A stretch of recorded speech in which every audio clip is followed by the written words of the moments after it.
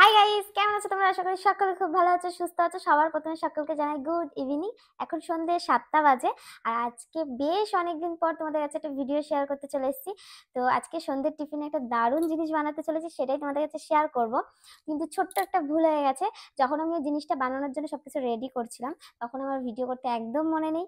কিন্তু যাই হোক, এখন তোমাদের সম্পূর্ণটা দেখাবো।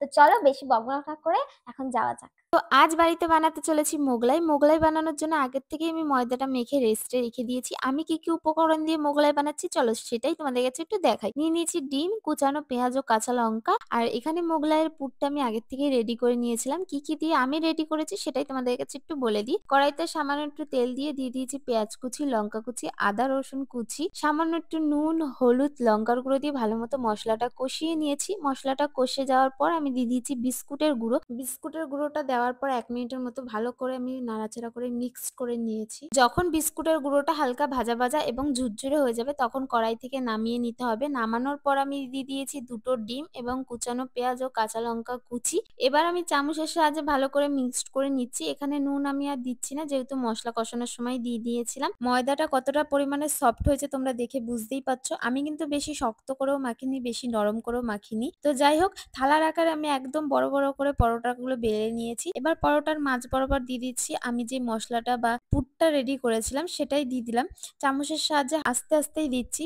পরোটাটা ভীষণ পাতলা হয়, বেশি তাড়াহুড়ো করতে গেলে কিন্তু পরোটাটা ছিঁড়ে যাওয়ার চান্স অনেক বেশি থাকে। তো আমার মশলা দেওয়া তো কমপ্লিট। এবার আমি আস্তে আস্তে করে মুড়ে নিচ্ছি।